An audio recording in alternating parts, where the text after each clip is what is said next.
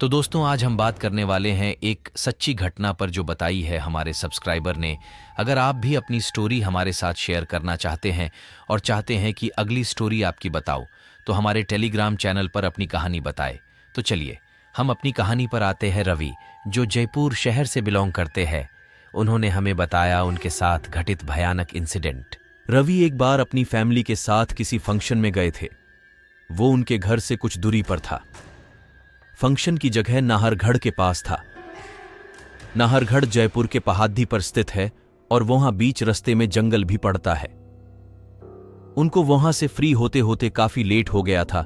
करीब 12 बज गए थे और फिर वो घर के लिए निकलते हैं। उनके साथ वहां काम करने वाले 2 हलवाई भी थे जिनको नीचे छोड़ना था। वो सब वैन में बैठकर निकल जाते हैं।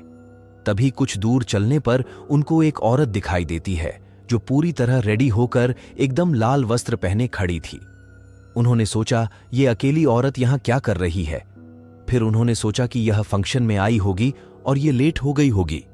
इतना सोचकर सबने बोला कि इसको नीचे तक छोड़ देते हैं और उन्होंने उसके पास वैन रोकी और उससे पूछा कि तुम कहां जाओगी।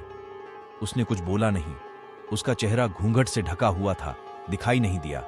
बस उसने अपने हाथ से नीचे की ओर इशारा कर दिया और इसके अलावा कुछ भी ना बोली। उन्होंने बोला, आओ बैठ जाओ, नीचे तक छोड़ देते हैं। पीछे की सीट पर रवि के मामा बैठे थे। उन्होंने उसको बिठाने के लिए वेन का दरवाजा खोला और वो जैसे ही वेन में बैठने के लिए अपना एक पैर ऊपर अंदर की तरफ रखी, मामा जी का ध्यान उसके पैर पर गया और उन्होंने देखा कि उसके पैर तो उल्टा है। उन्होंने उस दरवाजे को उसी वक्त जोर से वापस बंद किया और चिल्लाए, बोले, भगा वेन, जल्दी मरे। आज तो इतना बोलते ही उन्होंने गाड़ी को इतनी तेज भगाया और पीछे मुड़कर देखा तो कोई भी नहीं दिखाई दिया। वो जल्दी से घर की तरफ तेजी के साथ आए, लेकिन घर पहुंचते पहुंचते सभी बुरी तरह बीमार हो गए।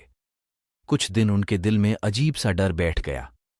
वो अगले दिन बुझा कराकर अपनी माताजी से पूछे तो उन्होंने बताया कि बहुत मुश्किल से बच गए। तुम अगली बार नहीं बचोगे। वो इंसान नहीं थी, ऐसा बोलकर सबको डरा दिया। लेकिन मामा जी को सभी ने बोला कि सही निर्णय लेकर उन्होंने बहुत अच्छा किया।